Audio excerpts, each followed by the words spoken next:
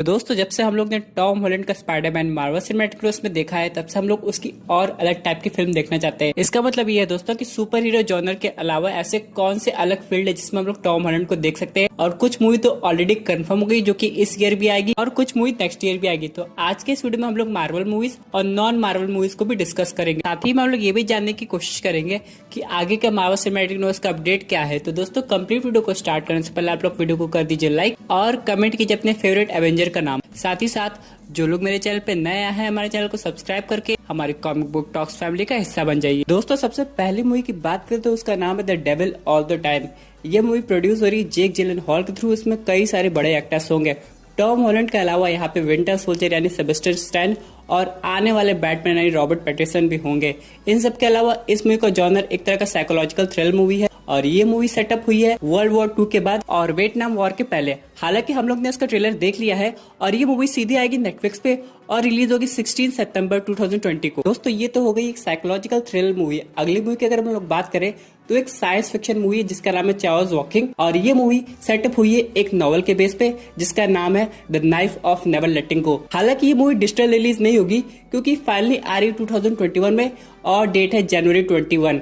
इन सब के अलावा यहाँ पे टॉम हॉलैंड का एक स्पेसिफिक रोल है जो कि काफी ज्यादा यूनिक है। साइंस फिक्शन मूवी होने की वजह से यहाँ पे टॉम हॉलैंड के पास एक यूनिक टाइप की पावर होती है जिसमें वो लोगों और जानवरों के माइंड को रीड कर सकते हैं। अब हम लोग इस पावर को चार्ल्स ज़ेवियर की पावर से कंपेयर नहीं कर सकते क्योंकि चार्ल्स ज़ेवियर माइंड को रीड कर सकते थे, कंट्रोल कर सकते थे और उनकी थिंकिंग भी चेंज कर सकते थे। लेकिन यहाँ पे टॉम हॉलैंड का जो कैरेक्टर है उसे माइंड को रीड करके समझ सकता है, उनको कंट्रोल नहीं कर सकता है। हालांकि जब हम लोग मूवी देखेंगे तब समझ में आएगा ये पावर्स कितनी ज्यादा एनहांस हो सकती है। उसके बाद दोस्तों दो नॉवल बेस्ड मूवीज के बाद चलिए बात करते हैं हम लोग एक गेम बेस्ड स्टोरी की। यहाँ पे दोस्तों अनचार्टेड मूवी आ रही है जो कि सीधे रिलेटेड है अनचार्टेड गेम सीरीज से। यहाँ पे टॉम हॉलैंड का कैरेक्टर इस गेम के मेन प्रोटैगनिस्ट यानी कि नेथन ड्रेक का रोल प्ले करेंगे। अगर आप लोग ने अनचार्टेड की कोई भी सीरीज खेली होगी तो आपने ये जरूर देखा होगा कि उसमें कितने ढेर सारे पार्कर मूव्स है और मिशन कितने ज्यादा एडवेंचर से भरे हुए हैं। सिमिलरली टॉम हॉलैंड की ओरिजिन स्टोरी में भी यही होने वाला है। यहाँ पे पूरा नेथन ड्रेक के बारे में बताया जाएगा, वो कहाँ से आया, उसके बाद वहाँ पे टॉम हॉलैंड को पूरे ढेर सारे मिशन करने पड़ेंगे। ये मूवी काफी ज्यादा अमेजिंग होने वाली है और होप कर रहे हैं कि आने वाले समय में ये थिएटर में रिलीज हो और यहाँ पे ये 3D में। और दोस्तों इतना ही नहीं, इस मूवी में विक्टर सोलिवर नाम का एक कैरेक्टर होगा जो कि टॉम हॉलैंड का मेंटर होगा। वो उसको पूरी तरह ट्रेनिंग देगा और ये मूवी अभी ऑनगोइंग प्रोडक्शन में है। यहाँ पे टॉम हॉलैंड ने पहले क्लियर कर दिया था कि जब वो अनचार्टेड कंप्लीट कर लेंगे उसके बाद वो स्पाइडरमैन 3 में आएंगे। यानी दोस्तों इस मूवी की फिल्मिंग ऑलमोस्ट कंप्लीट होने वाली है क्योंकि ये मूवी शेड्यूल है 16 जुलाई 2021 में। दोस्तों अगले मूवी की बात करें तो वो है फैन फेवरेट जो कि है अनटाइटल्ड स्पाइडरमैन 3। मैं यहाँ पे ये अनटाइटल्ड वर्ड इसलिए यूज कर रहा हूँ क्योंकि टाइटल अभी तक कंफर्म नहीं हुआ है। हालांकि टाइटल आ चुका है होम सिक के नाम पे। इन सब के अलावा दोस्तों ये मूवी दिसंबर 2021 में रिलीज होगी यानी कि ये एक तरह की क्रिसमस मूवी होने वाली है। हालांकि ये मूवी की प्रोडक्शन ऑलमोस्ट स्टार्ट हो जानी चाहिए थी लेकिन ये सब हो गया।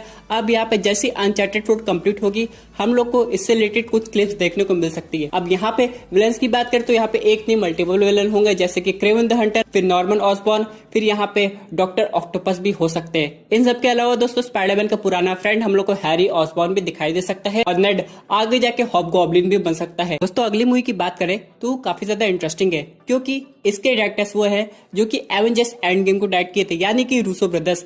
और यहाँ पे टॉम हॉलैंड एक मेन रोल में है जिनमें इनके कैरेक्टर का नाम है निको वॉकर। अभी काफी डार्क मूवी है और ये मूवी ऑलमोस्ट प्रोडक्शन खत्म कर ली है जनवरी 2020 में। लेकिन अभी तक हम लोग को इसका ये नहीं पता चला कि इसकी रिलीज डेट कब होने वाली है। तो ये तो रही कंफर्म मूवी की लिस्ट। अब यहाँ पे कुछ हम लोग ऐसी मूवी की बात करते हैं जिनकी आने की पॉसिबिलिटी है और उसमें कास्टिंग टॉम हॉलैंड की हो सकती है। सबसे पहली मूवी है वो है बेन 10।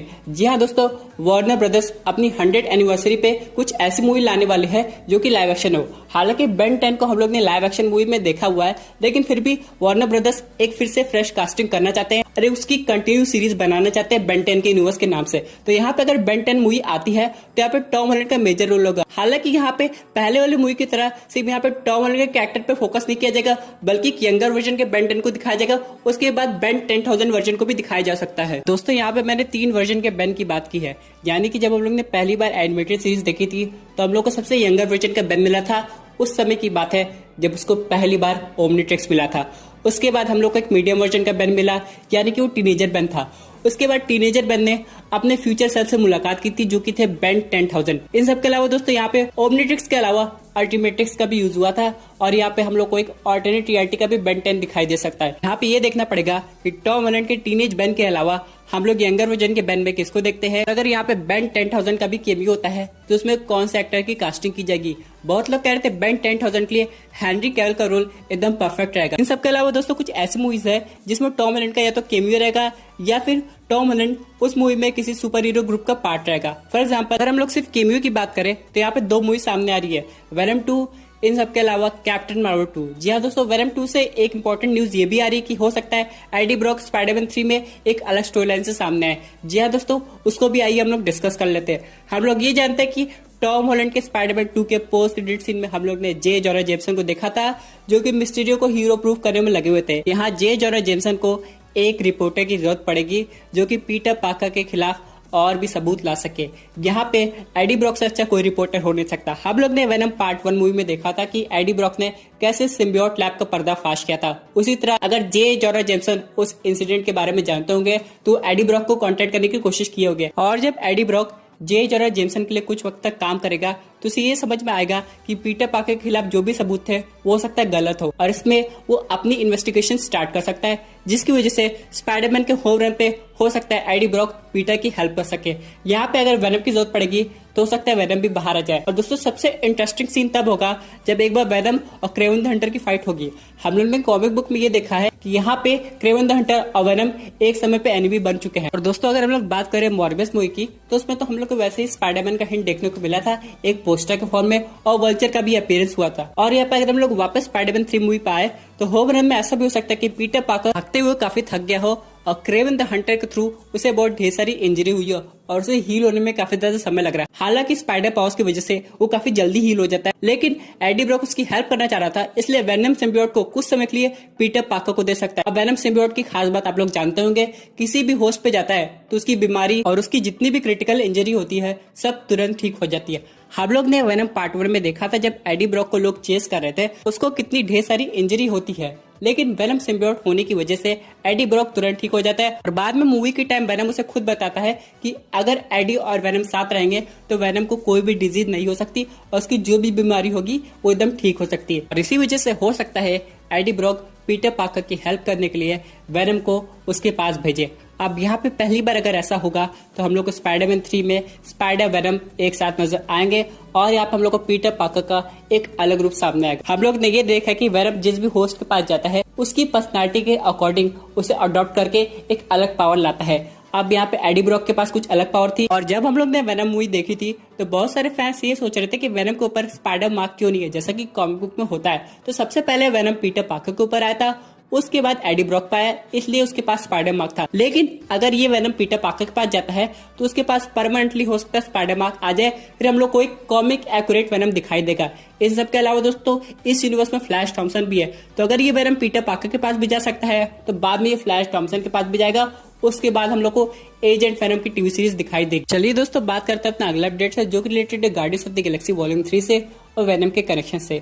यहाँ पे दोस्तों कहा यह जा रहा है कि ये लोग एक ऐसा प्लेनेट विजिट करेंगे जो कि वेनम सिम्बियोट का घर होगा, और उस प्लेनेट का नाम होगा क्लिंटार।